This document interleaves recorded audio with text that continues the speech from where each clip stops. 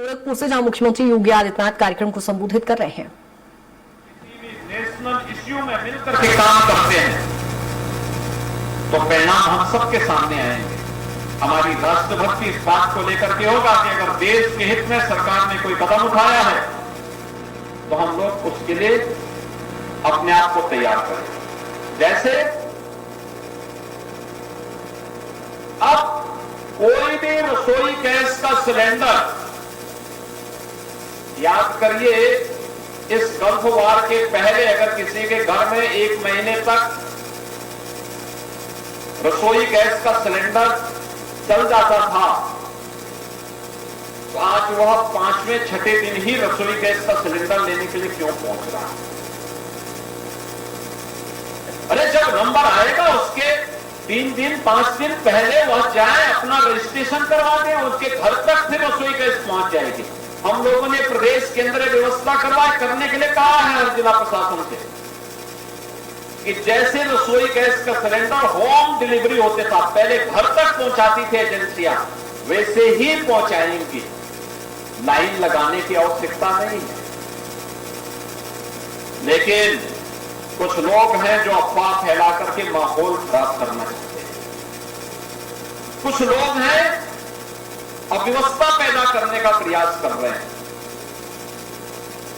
जब आपकी बारी आएगी आप तक रसोई गैस पहुंच जाएगी। जब आवश्यकता हो तभी आप डीजल लेने के लिए चाहिए, पेट्रोल लेने के लिए चाहिए, लाइन लगाने की आवश्यकता क्या? और अगर हम उतावलेपन में अफवाह में आकर के इस प्रकार के किसी दुष्प्रचार और किसी अफवाह के चक्कर में पड़ते हैं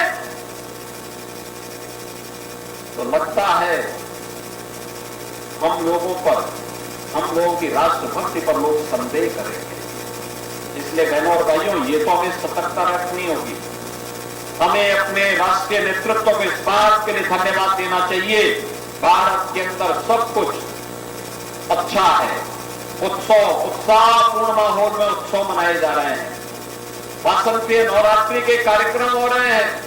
कल रामनवमी है, रामनवमी का कार्यक्रम उत्साहपूर्ण तरीके से 12 बजे श्री राम जन्मभूमि पर सूर्य भगवान भी भगवान राम का रास तिलक करेंगे।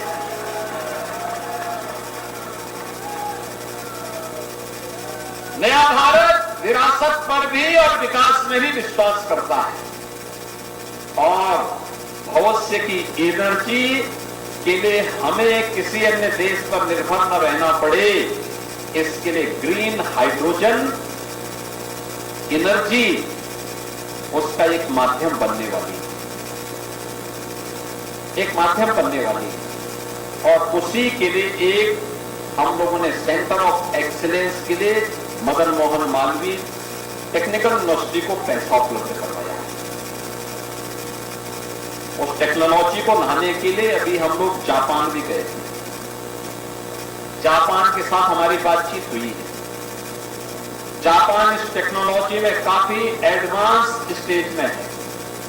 हम उनको मिलकर के इस कार्यक्रम को आगे बढ़ाएंगे। और टेक्नोलॉजी को आने में थोड़ा समय लगता है। इनोवेशन को रिसर्च एंड डेवलपमेंट में बदलने में कुछ समय लगता है, लेकिन युवाओं के अंदर जो आइडियाज हैं उसके लिए प्लेटफॉर्म देने का काम सरकार कर रही है। और अब तो पूर्वी उत्तर प्रदेश के अंदर जो संभावना है, जिस क्षेत्र में जो संभावना है, यूपी के अंदर उस प्रकार के सेंटर ऑफ एक्सीलेंस विकसित किए जा रहे हैं। जैसे पिछले बजट में हम लोगों ने कानपुर IIT कानपुर में मेडटेक के लिए एक सेंटर ऑफ एक्सीलेंस विकसित करने में सहयोग किया। SGPGI लखनऊ में भी एक सेंटर ऑफ एक्सीलेंस विकसित करने की कार्रवाई को आगे बढ़ाया। हम लोगों ने कानपुर में लेदर का भी और कानपुर में ड्रोन टेक्नोलॉजी का भी एक सेंटर ऑफ एक्सीलेंस विकसित किया। उसको विकसित करने की कार्रवाई के लिए हम लोगों ने धनराशि उपलब्ध करवाई। रोबोटिक के लिए हम लोगों ने एक सेंटर ऑफ एक्सीलेंस विकसित करने के लिए नोएडा, ग्रेटर नोएडा को धनराशि उपलब्ध करवाई। वहां पे बहुत सारी कंपनियां इस फील्ड में काम कर रही है। एग्रीटेक में, एग्रीकल्चर के फील्ड में भी टेक्नोलॉजी कहां पर उपयोगी हो सकती है, इसके लिए हम विश्व बैंक के साथ मिलकर के पूर्वी उत्तर प्रदेश के 28 जनपदों में और बुंदेलखंड के 7 जनपदों में एग्रीटेक पर काम कर रहे हैं।